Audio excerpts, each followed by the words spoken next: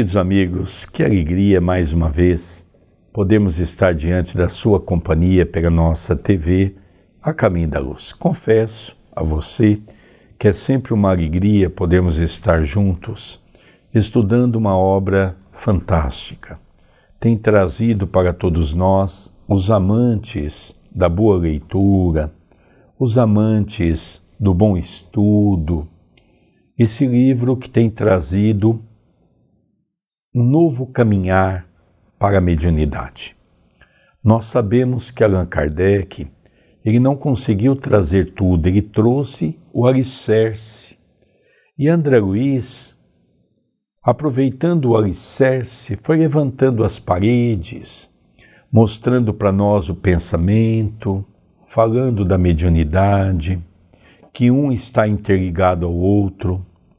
E nós hoje estaremos fazendo o segundo programa do capítulo 13º, que é Pensamento e Mediunidade. Agradeço a você pela sua audiência e está entrando no ar nesse momento o programa Estudando as Obras de André Luiz, o livro Nos Domínios da Mediunidade. Tudo bem com você, André Luiz? Tudo bem, é uma alegria redobrada. Todas as vezes que podemos estar aqui no estúdio da TV A Caminho da Luz, gravando, estudando, revendo estas obras que muito enriquecem o nosso entendimento e ajuda-nos na prática da mediunidade. Agradecemos a cada coração amigo que nos acompanha, que nos divulga, que interage pelo chat ou que deixa carinhosamente sua mensagem aqui no comentário do vídeo. E lembrando sempre que a TV é um departamento do CEPAC, e agradeço a generosidade dos benfeitores amigos que nos envolvem, nos intuem e toda a gravação estão ao nosso lado, incentivando-nos a continuarmos sempre neste caminho. Eu vou relembrar que nós estamos recebendo uma mensagem de um espírito de alta esfera que está se comunicando através da belíssima mediunidade de uma irmã chamada Celina. Esse espírito está num lugar muito distante e ele está falando um pouquinho do pensamento e da mediunidade. Vamos relembrar que está no final da reunião e é uma mensagem que está sendo trazida para todos os encarnados e desencarnados que estão naquele recinto. Vamos continuar a orientação desse benfeitor. Satisfazer-se alguém com o rótulo em matéria religiosa sem qualquer esforço de sublimação interior é tão perigoso para a alma quanto deter uma designação honorífica entre os homens com menosprezo pela responsabilidade que ela impõe. Títulos de fé não constituem meras palavras, acobertando-nos deficiências e fraquezas.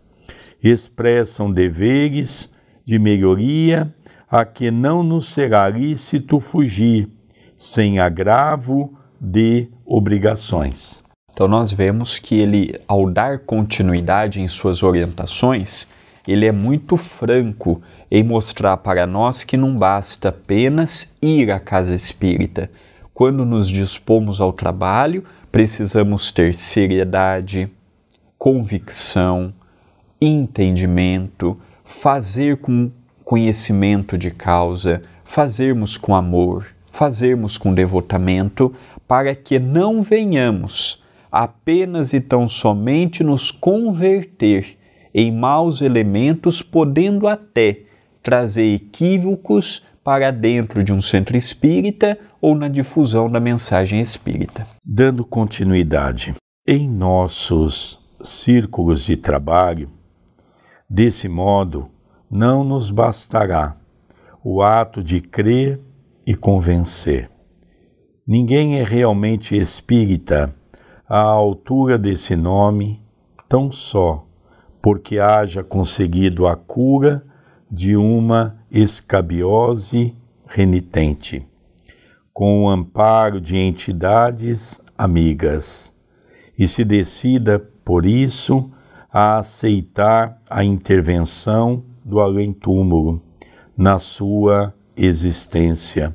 E ninguém é médium na elevada conceituação do termo, somente porque se faça órgão de comunicação entre criaturas visíveis e invisíveis. Então nós estamos vendo no estudo de hoje, desde que começamos a ler, ele fala um pouquinho da religião, da fé, mas ele fala agora do espiritismo, não é? Não se faz um espírita por simbiose. Não adianta eu dizer que eu frequentei a casa de Chico Xavier, que eu estou habilitado a ser um bom espírita. Não. Não adianta eu dizer que eu recebi uma cura dentro do centro espírita, pelas mãos dos benfeitores espirituais, que eu posso dizer que eu sou um bom espírita. Não. Ele vem dizer aqui para nós que o bom espírita é aquele que tem a sua reforma íntima, aquele que trabalha pelos seus erros, corrigindo-o gradativamente no seu dia a dia. Então ele vai mostrando para todos nós, não é? De que o conhecimento que nós iremos buscar nessa obra deva transformar o nosso pensamento. Transformando o nosso pensamento, vai transformar as nossas ações. Transformando as nossas ações, vai nos fazer um convite de termos bons espíritos ao nosso lado. E, consequentemente, nós vamos entender aquele capítulo magnífico do Evangelho segundo o Espiritismo, quando tem como título central os bons espíritas. Eu confesso, André, que ao ler aquela mensagem no Evangelho segundo o Espiritismo, eu me assusto, porque eu me vejo muito longe daquelas linhas que os espíritos colocam o que é ser um bom espírita, um bom cristão. Então nós percebemos que se inicia pela reforma íntima, e nós sabemos que isso não é algo tão fácil. Dando continuidade, para conquistar a posição de trabalho a que nos destinamos, de conformidade com os princípios superiores que nos enaltecem o roteiro, é necessário concretizar-lhes a essência em nossa estrada, por intermédio do testemunho de nossa conversão ao amor santificante. Não bastará, portanto, meditar a grandeza de nosso idealismo superior. É preciso substancializar-lhe a excelsitude em nossas manifestações de cada dia.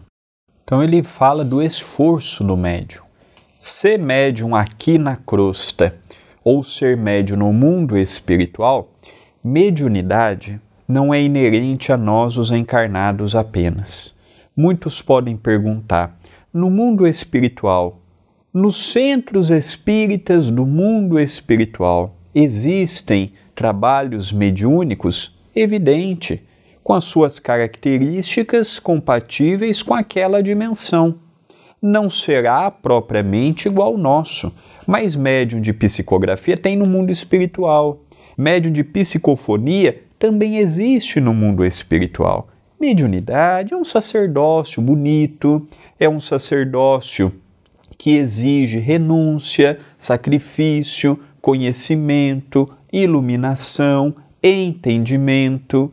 Terá momentos que estaremos numa fase melhor, teremos fases mais desafiadoras. É não desistirmos no primeiro embate que a espiritualidade nos mostre, é não rebaixarmos caindo na crisálida da lamentação infrutífera, é perseguirmos, é tendo o entendimento de que um médium de grande potencialidade ou um pequeno é como Jesus nos disse: toda árvore que produz bons frutos está sujeito às pedradas. Se você é um médium há 10 anos e não sofre pedrada, é porque talvez a sua árvore não seja tão boa ao ponto da espiritualidade inferior não perder tempo em atacar. Agora, quem produz minimamente, este sim é alvo até de inveja por parte dos companheiros ao nosso lado. Eu também gostaria de elencar 2 pontos, André, que me chamou muito a atenção. Primeiro,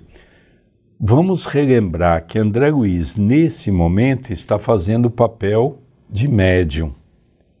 Quem foi André Luiz? Foi o médium, que ele ouviu as experiências do ministro, e por isso cada livro ele acompanha o ministro. Ele tem a função, como médium, de captar a mensagem do Espírito e trazer para Chico Xavier como medianeiro para que ele possa colocar no papel. Isso é uma coisa fantástica.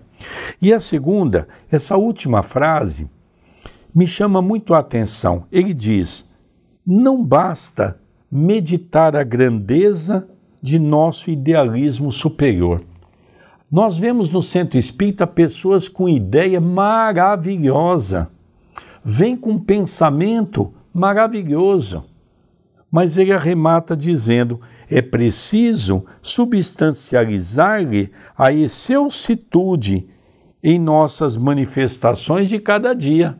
Olha, André, uma coisa simples, né? Apesar de algo falar difícil, e André Luiz repassa fielmente as palavras de algo, o que ele quer dizer é o seguinte: não adianta você ter boas ideias se você não coloca em prática no dia a dia.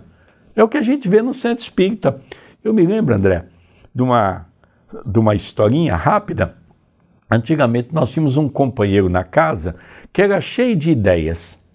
E nós temos a Soraya, a minha esposa, a mãe do André Luiz, que organiza as comidas no centro, as comidas que muitas vezes nós vamos arrecadar dinheiro para tocar a obra.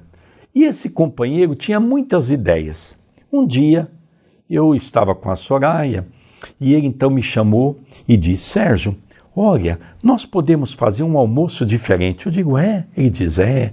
A gente pode ir aí na roça, ver uns porquinhos pequenininhos, fazer ali uns porquinhos assado, né, a puruca, e eu e a Soraya ouvindo um feijão tropeiro, um arroz, um tutu, a gente pode fazer uma couve, e eu ouvindo, não é? E nós fascinados com a ideia do companheiro. Aí no final que ele colocou tudo, eu digo assim: e quem vai fazer tudo isso? Ele diz: vocês. E eu disse para o companheiro: olha, que boa ideia que você tem. É magnífica a sua ideia.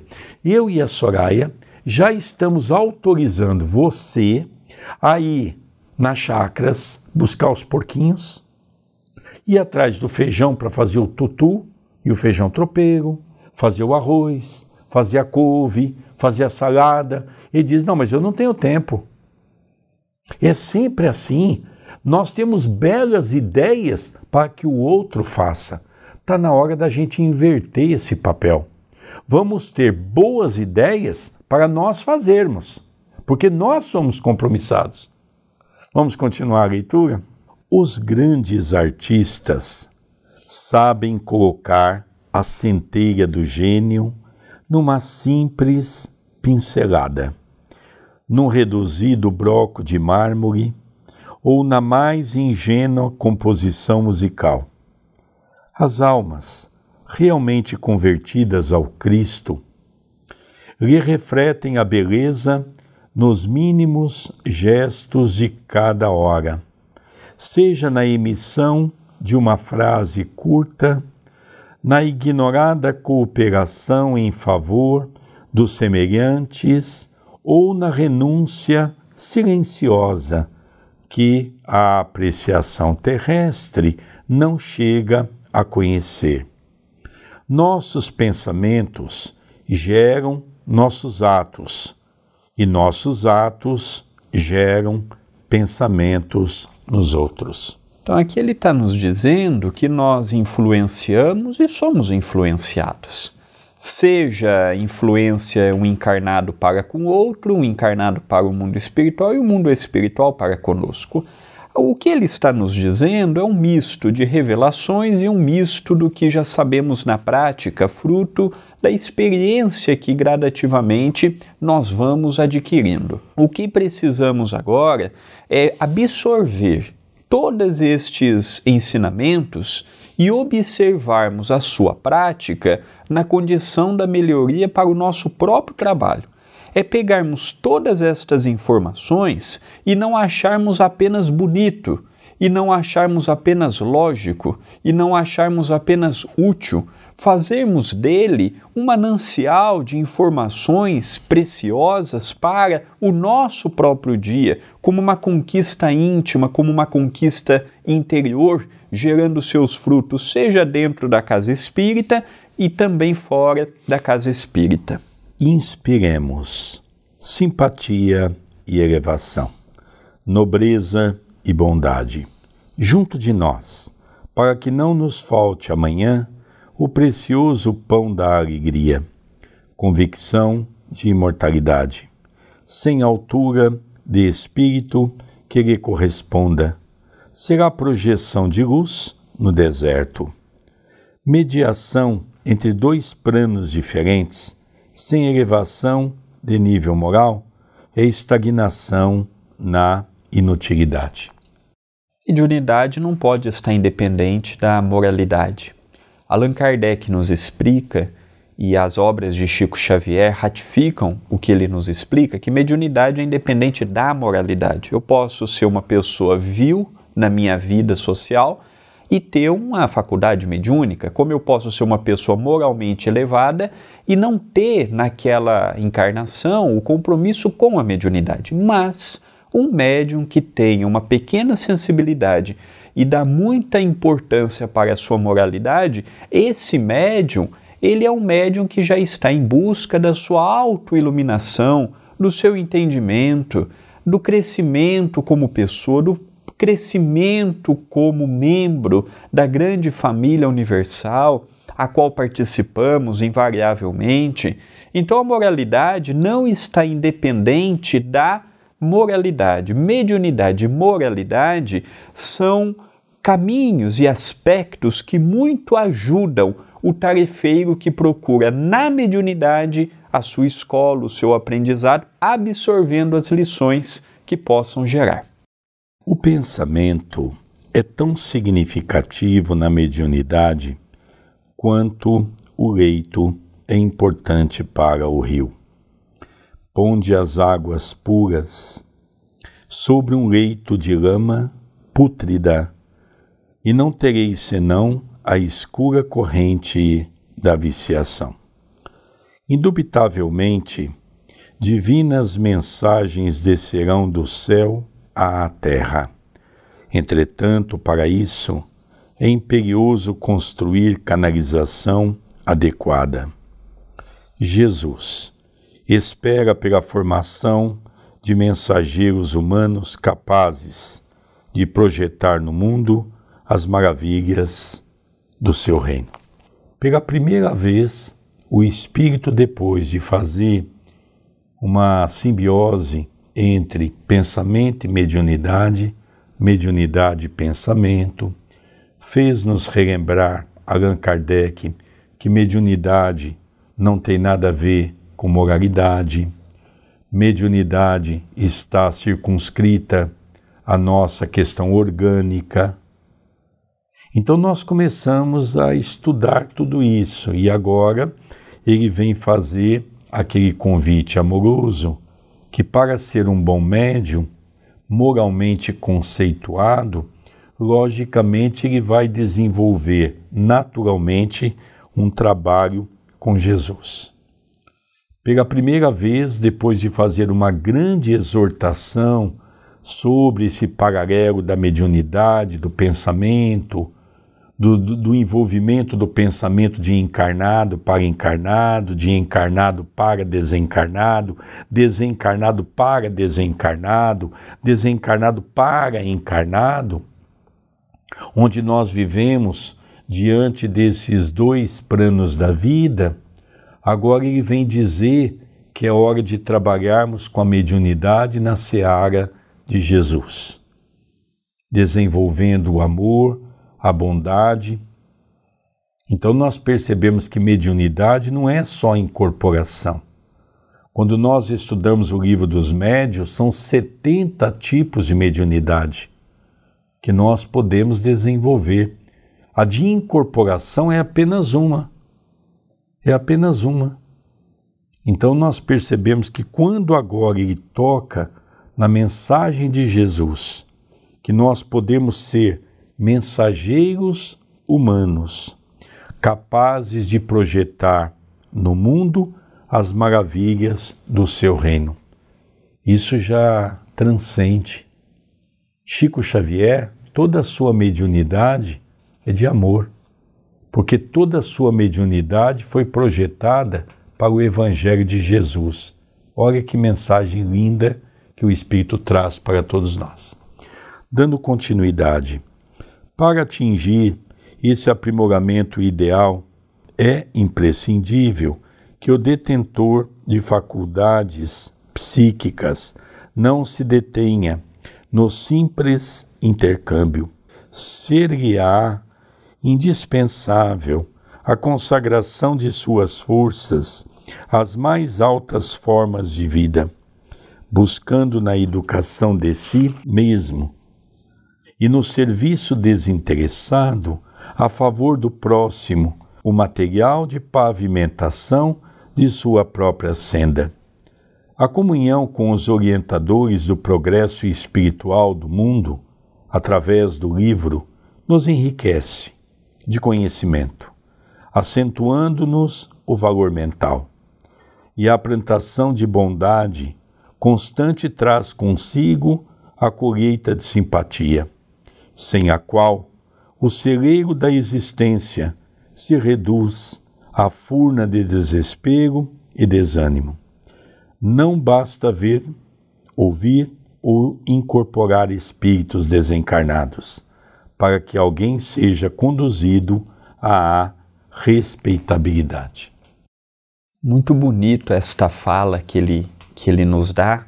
Interessante que é uma palestra só, mas podemos dividir em núcleos distintos uns dos outros. Ele vai falando da sua finalidade, do seu objetivo, do seu compromisso, traz Jesus para a nossa reflexão e agora fala que o maior comprometimento do médium tem que ser com ele mesmo. Antes dele estar preocupado em estar comprometido com um amigo espiritual, ele tem que estar em comunhão consigo, compreendendo que a mediunidade começa com ele mesmo. Antes de eu ser um bom médium, numa mesa mediúnica, eu preciso despertar em mim o entendimento de que preciso ser uma pessoa equilibrada, uma pessoa centrada, uma pessoa serena, uma pessoa que o coração já volte para o amor. Não estamos dizendo aqui de pessoas eleitas. Não estamos dizendo aqui de pessoas isentas de problemas, preocupações, dores físicas ou dores espirituais, porque são raras pessoas com estas características como foram Chico Xavier. Nós ainda somos pessoas falíveis, ainda somos pessoas assalariadas, com contas no final de cada mês, com filhos para serem criados, com preocupações e ansiedades futuras. O que ele quer dizer não é para sermos santos, mas para procurarmos santificar o nosso dia pelo nosso esforço e pela nossa dedicação. Também nós poderíamos aqui, André, dar um grande exemplo que nós tivemos. Poderíamos dizer, tirando Jesus, que tinha essa antena mediúnica com o Criador, Chico Xavier foi a maior antena parabólica mediúnica que a Terra já conheceu. Ele tinha todos os tipos de mediunidade e exercia com galhardia. Então nós percebemos que, há pouco tempo atrás, uma lei federal aprovou de que Chico Xavier fosse colocado num livro que nós temos no Brasil, que é o livro dos grandes heróis e heroínas que o Brasil teve. Então agora, recentemente, foi aprovada essa lei. Então muitos podem perguntar se Chico Xavier ganhou todas essas comendas pela mediunidade. Em absoluto. Chico Xavier recebeu todas essas comendas pelo homem que ele foi. Eu que tive a oportunidade de frequentar por um tempo a casa de Chico Xavier, nas vezes que eu ia, eu percebia evangélicos, católicos, judeus, muçulmanos. Chico Xavier recebia todos os tipos de pessoas. E eu não me lembro, na história da vida de Chico Xavier, ter lido alguma coisa que ele tentou transformar a crença de alguém. Pelo contrário, eu me lembro de um caso daquele casal que era fazendeiro e a filha era muito devotada de Nossa Senhora. Tinha um devotamento muito grande e a filha ficava o tempo todo com um terço na mão. E aquele casal se tornou espírita. E eles queriam que a filha também fosse espírita. Obrigaram e levaram a filha à casa de Chico Xavier. Ela foi contrariada. Ela não queria ter ido. E é interessante notar que quando ela está diante de Chico, ela tinha um terço na sua mão. Ela estava orando. E o pai daquela mulher, daquela filha, diz para o Chico: Chico, diz a minha filha que ela tem que seguir o caminho dos pais. Ela tem que se tornar espírita. O Chico olhou para o casal, olhou para aquela moça e diz: minha filha, você é devota de Nossa Senhora, não é? E aquela mulher sorriu e disse: sim, Chico, eu sou devota de Nossa Senhora.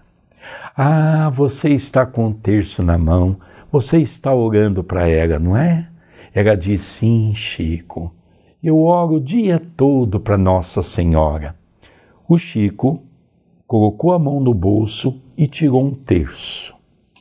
Ninguém sabe se o Chico andava com aquele terço ou se materializou aquele terço no bolso de Chico Xavier. E o Chico tirou um terço igualzinho o que estava na mão daquela jovem. E ele diz: ah, minha irmã, eu vou te confidenciar. Eu também oro muito para Nossa Senhora. Os pais ficaram indignados, porque achavam que o Chico tinha que orientar aquela moça a ser espírita. E no final da conversa é muito interessante. A moça, vendo o respeito que o Chico tinha pela sua crença, diz a ela: minha filha, eu posso te pedir um favor? Ela diz: sim, Chico. Você reza por mim todos os dias? Ah, Chico, vou começar a rezar a partir de hoje. Olha que lindo, André, essa mensagem, né? Sem dúvida, um exemplo de profundo respeito às diferenças.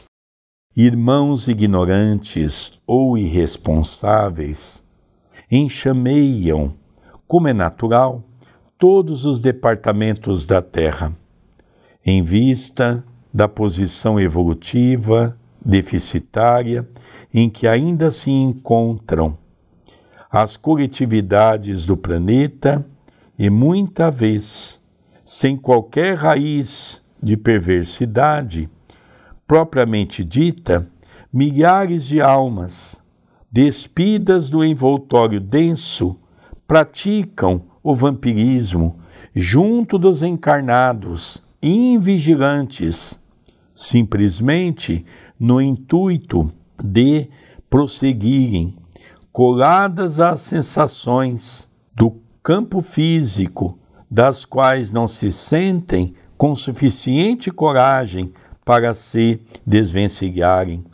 Toda tarefa para crescer exige trabalhadores que se dediquem ao crescimento, à elevação de si mesmos.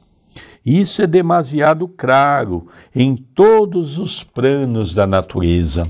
Então é lógico, tem coisas que ele nos diz que não acrescentam muito ao que já sabemos. Vampirismo, pessoas menos informadas, pessoas invigilantes, cuidado com os elementos que nós colocamos dentro da própria sessão mediúnica. O próprio espírito de São Luís já orientou em diversas ocasiões o próprio Kardec para que pudesse ter seriedade no trabalho, seriedade com os seus membros. Não são todos os que abeiram da casa espírita que vêm com boas intenções. Já tem aquele ditado que é verdadeiro: de boa intenção o inferno está cheio. Então não são todos que se abeiram pedindo trabalho, pedindo ajuda, que nós temos que naquele momento oferecer. É o que ele diz: cabe orientar, cabe estudar. Existe o momento do plantio e existe o momento da colheita. E cabe ao dirigente observar qual momento aquele companheiro ou companheira está vivendo. Eu me lembro, André, quando eu entrei no Espiritismo, o Chico tinha sofrido um ataque muito grande por parte do próprio movimento espírita, porque ele havia dito, certa feita, que 95% das casas espíritas são dirigidas por obsessores. Veja, André, a gravidade da colocação de Chico. E o movimento espírita, ele de uma certa forma se enfureceu. Mas como assim, Chico? Eu acho até que o Chico se equivocou mesmo, porque 95% é pouco, ainda é mais. Porque nós vemos dirigentes que não estudam, dirigentes que querem ser presidente de uma casa, não querem ler um livro. Outro dia eu conversava com uma presidente de uma casa que ela se vangloriava de ter lido Nosso Lar e Violetas na Janela, e ela nunca leu uma questão do Livro dos Espíritos. Então nós percebemos que, como o André diz, o que está aqui é óbvio, mas é um óbvio que ainda não foi compreendido pelo movimento espírita, que ainda não foi entendido pelos dirigentes que querem trabalhar no mediúnico, querem trabalhar numa casa espírita, mas não querem se esforçar, não querem se dedicarem para o trabalho e para o entendimento. E aí, como ele diz aqui na mensagem, nós ficamos uma presa fácil para o vampirismo. Vamos continuar a leitura. Não há frutos na árvore nascente. A madeira não desbastada é incapaz de servir com eficiência ao santuário doméstico. A areia movediça não garante a sustentação. Não se faz luz na candeia sem óleo. O carro não transita com êxito onde a picareta ainda não estruturou a estrada conveniente. Como esperardes o pensamento divino, onde o pensamento humano se perde nas mais baixas cogitações da vida? Que mensageiro do céu fará fugir a mensagem celestial em nosso entendimento, quando o espelho de nossa alma jaz denegrido pelos mais inferiores dos interesses? Então aqui nós percebemos que são tudo frases de impacto. Como nós já dissemos, esse estudo que se dividiu em 2 programas, de mais ou menos 1h30, poderíamos reduzir com uma frase, falando do pensamento e falando da mediunidade. O que ele vem nos trazer é que não se pode mais tratar a mediunidade com hipocrisia, como nós estamos vendo na atualidade. Veja, eu gostaria só de colocar um item para a nossa reflexão. Quando nós tivemos o problema da pandemia, nós tivemos leis que limitavam o centro espírita para aglomerações. Então, o chamado sessões públicas. Mas a lei não colocava que você deveria fechar um trabalho realizado com poucas pessoas, que é um trabalho mediúnico, com toda a segurança e que não deveria ter. Por exemplo, CEPAC. Nós nunca fechamos o mediúnico durante a pandemia, nem um dia, sob a orientação do nosso benfeitor espiritual, Dr. Adroaldo Modesto Gil. Agora aqui nós devemos fazer uma pergunta. Quem que fechou o trabalho mediúnico? Foi o dirigente espírita, por conta dele mesmo, onde às vezes nem tem um espírito que está auxiliando? Foi o espírito que dirige o trabalho mediúnico que pediu para fechar a sessão, que eu acho pouco improvável por aquilo que eu escutei do nosso doutor Adroaldo, quando em determinado momento ele diz, é uma pena, temos tantos espíritos a auxiliar e as casas espíritas estão todas fechadas. Então nós precisamos ver, porque nós estamos jogando uma partida de futebol sem bola. Nós estamos querendo fazer um trabalho mediúnico sem ter um benfeitor espiritual. E aí nós corremos um sério risco, que é aquela frase que eu disse, que é a frase de Chico Xavier, que as casas espíritas estão sendo dirigidas por obsessores. Nós precisamos estar atentos a tudo isso. Então nós vemos que essa volta toda que esse espírito dá é para nos dar uma visão mais clara desses objetivos, que nós, como encarnados, temos que fazer a nossa parte. Já não é mais possível acreditarmos como acreditava o movimento espírita há 30 anos atrás. Os espíritos falam tudo. Eu não preciso estudar porque os espíritos dizem tudo. Isso é ignorância. E isso, às vezes, é uma ação das trevas que não quer que os dirigentes estudem. Vamos continuar a leitura. Em vão buscaria a estrela retratar-se na lama de um charco?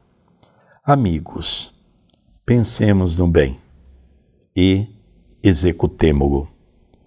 Tudo que existe dentro da natureza é a ideia exteriorizada. O universo é a projeção da mente divina, e a Terra, qual a conheceis, em seu conteúdo político e social, é produto da mente humana. Então é o convite a continuarmos o bem, a desdobrarmos no esforço com pensamentos sublimados. Civilizações e povos, culturas e experiências constituem formas de pensamento, através das quais evolvemos incessantemente para esferas mais altas. Atentemos, pois, para a obrigação de autoaperfeiçoamento. Sem compreensão e sem bondade, irmanar-nos-emos aos filhos desventurados da rebeldia. Sem estudo e sem observação, demorar-nos-emos indefinidamente entre os infortunados expoentes da ignorância. Portanto, é o estudo. O estudo vai nos ajudar no discernimento de quando estamos sendo um médium de boas companhias espirituais ou de quando estamos sendo envolvidos pelos pseudo-sábios, levando todo um trabalho sério à bancarrota pela invigilância, pela ideia exclusivista do seu próprio eu, pela ideia do fascínio do poder. Então nós temos que tomar muito cuidado, porque mediunidade é estação. Se eu mudar de estação, eu posso pôr todo um trabalho a se perder. Interessante também, né, André, que faz esse comparativo da mente divina, que logicamente é projetada pelo amor que Jesus trouxe na Terra, e também pela questão do conteúdo político e social tratando-se de um produto da mente humana. Não é o que nós estamos vendo hoje, nessa questão dos interesses pessoais, que tem uma forma muito mais acentuada nos processos de corrupções, nos processos da lei de Gerson, querer levar vantagem em tudo. Lógico que não dá para fazer um misto, uma criatura ser boa dentro de um centro espírita e hipócrita e leviana na sociedade. Tem que ser um conjunto de renovação íntima que deva acompanhar o ser integral. Continua o amigo espiritual a falar. Amor e sabedoria são as asas com que faremos nosso voo definitivo, no rumo da perfeita comunhão com o Pai Celestial. Escalemos o plano superior, instilando pensamentos de sublimação naqueles que nos cercam. A palavra esclarece, o exemplo arrebata, ajustemo-nos ao Evangelho Redentor. Cristo é a meta de nossa renovação. Então aqui nós vemos, né? Ele encerra e vai encerrando de maneira tão poética. Realmente eu não consigo ver o Espiritismo como muitos tentaram e ainda estão tentando tirar o Evangelho da nossa doutrina. O Chico mesmo um dia, quando falou sobre isso, disse: se tirar o Evangelho da doutrina espírita, pouco, ou melhor dizendo, quase nada sobrará dessa doutrina. Então é muito importante aquilo que o Espírito fala. Dando continuidade, regenerando a nossa existência pelos padrões dele, reestruturaremos a vida íntima daqueles que nos rodeiam. Meus amigos, crede, o pensamento puro e operante é a força que nos arroja do ódio ao amor, da dor à alegria, da terra ao céu. Então nós percebemos a necessidade de regenerarmos os nossos próprios sentimentos e sairmos daquelas trevas que ainda nos encontramos pelas vicissitudes, pelas lutas e engrandecermos pelo esforço e pela dignidade nobre. Dando continuidade, essa frase é linda, né? O exemplo arrebata. Vamos continuar a leitura. Procuremos a consciência de Jesus, para que a nossa consciência lhe retrate a perfeição e a beleza. Saibamos refletir-lhe a glória e o amor, a fim de que a luz celeste se espelhe sobre as almas, como o esplendor solar se estende sobre o mundo. Comecemos nosso esforço de soerguimento espiritual desde hoje e amanhã teremos avançado consideravelmente no grande caminho. Meus amigos, meus irmãos, rogando a Jesus que nos ampare a todos, deixo-vos com até breve. A voz da médium emudeceu.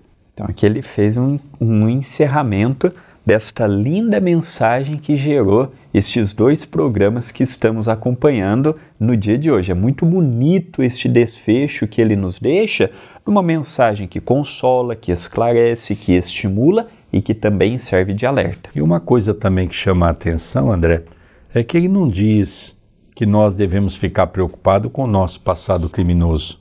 Ele diz, comece hoje a reforma íntima, inicie o trabalho, para que o amanhã você possa estar numa situação melhor. Isso é algo encorajador, porque todos nós sabemos os crimes que já cometemos, os erros que trazemos em nosso coração pertinente a um passado criminoso. Ele diz, comece hoje, não se preocupe com aquilo que já aconteceu. Vamos fazer acontecer um novo dia, um novo momento dentro dessa transformação íntima. Realmente, ele encerra de maneira poética uma exortação de amor, Realmente o André já comentou sobre isso.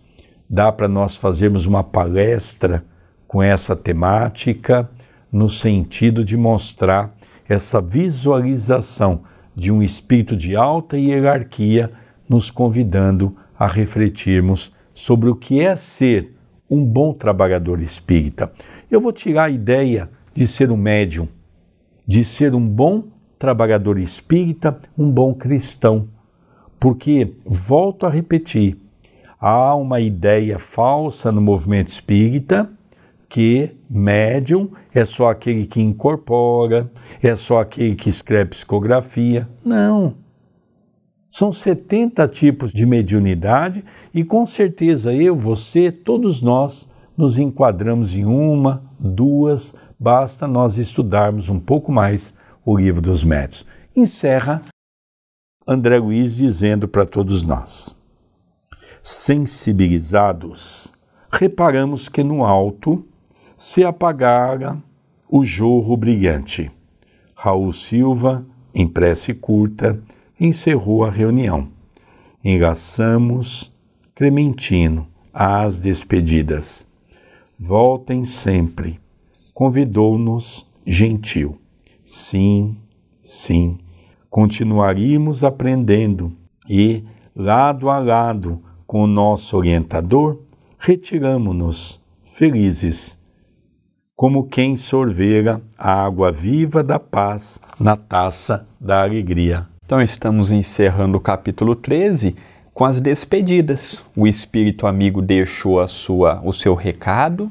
Raul Silva, como dirigente encarnado, fez uma prece ligeira, agradecendo pela tarefa.